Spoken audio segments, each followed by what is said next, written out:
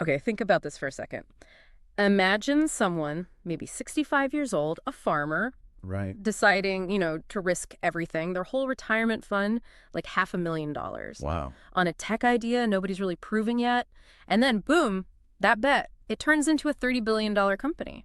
I mean, the leap of faith there is just huge. It tells you right away this isn't your standard startup story. Exactly. So today, we're doing a deep dive into that story, Jay Chaudhry, and how Zscaler came to be. We're using an article that lays out his journey. Okay. And for you listening, the mission here is really to unpack what made him so successful. What were those key factors?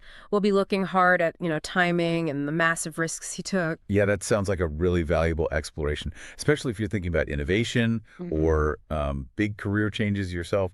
One of the first things that jumps out, like you said, is his background. It's unconventional. Totally. Born into a farming family in India, he wasn't dreaming of being a businessman as a kid. Not like some other successful Indian entrepreneurs you hear about who maybe had an urban upbringing or studied abroad. He actually said, and I'm quoting here, "I had no family background or context. So if you ask me if I ever dreamed of being an entrepreneur since I was a child, the answer is no." That quote really hits home, doesn't it? Yeah, It shows his path wasn't like laid out for him. not at all. And the article, it suggests something else was really key for him.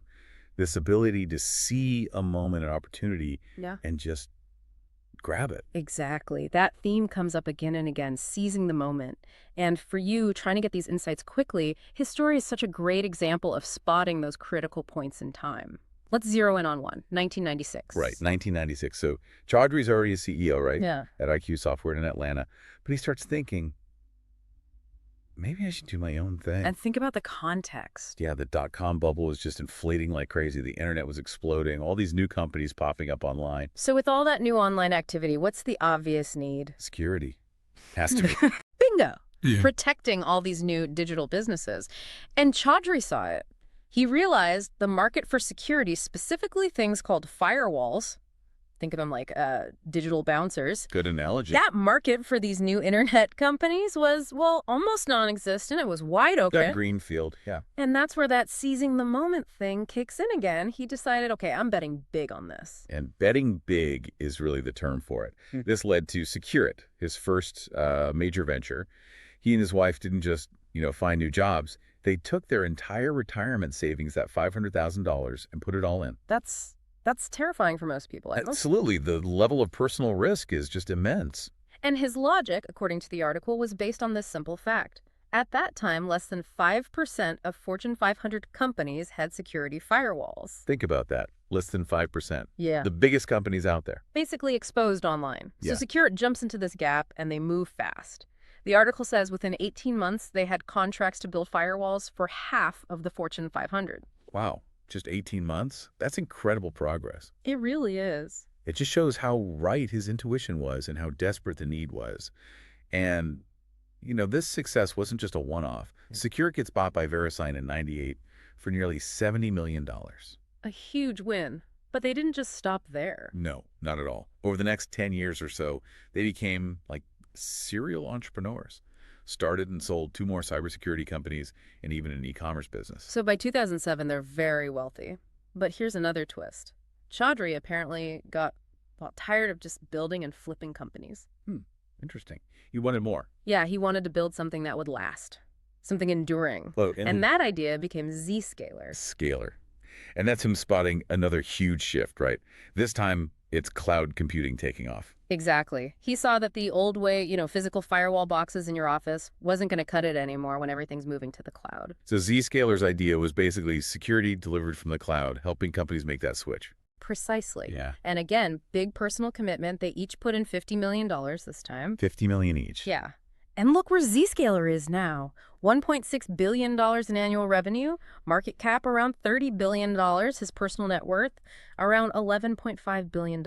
It's just quite the journey. It really is. It just highlights the power of seeing those big tech shifts and crucially having the belief, the courage to really act on them. Yeah. The article also talks about his mindset, this sort of no fear of failure thing. Yeah, that's fascinating. Apparently, he was partly inspired by Netscape's founder, Mark Andreessen, who was quite young then. Chaudhry's reasoning for Secure-It, the first one, was almost simple. How so? Just If all companies are connecting to the internet, they're going to need security. It's inevitable. He even said there were no market analysis reports or anything like that here. All ideas came from our sense of opportunity. Which is so different from how many startups work now, right? With all Yeah. the detailed market research first. Totally different. More gut feeling about where the world was heading. And we have to come back to the risk betting everything at 65. That just flies in the face of conventional wisdom. It really does. And, even though it worked out spectacularly, it wasn't smooth sailing at first. He apparently had real trouble getting venture capital for Secure It. Why was that? Mostly because he didn't have a track record in cybersecurity specifically. He was coming from a different software area. Okay, I see. But the article raises an interesting point. Maybe that very lack of specific experience was, weirdly, an advantage. How do you mean? Well, perhaps if you don't fully grasp all the potential ways things could go wrong, you're less scared to take the plunge. Their worst case scenario, they figured, was losing the money and having to find jobs again. Which they felt confident they could do. Right. That's a really interesting take. Sometimes maybe not knowing too much helps. A fresh perspective. The article also mentions the financial discipline he learned. Yeah, he points out that the money pressure with Secure It, the first company, felt 1,000 times higher than with Zscaler. Even though the actual amount invested in Zscaler was way bigger. Exactly. Okay. Which suggests those early lessons when money was really tight were incredibly important in how he approached things later. And his advice reflects that, doesn't it?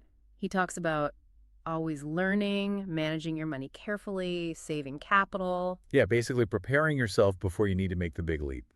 He really stresses that discipline is key if you want to be an entrepreneur down the line. It makes sense.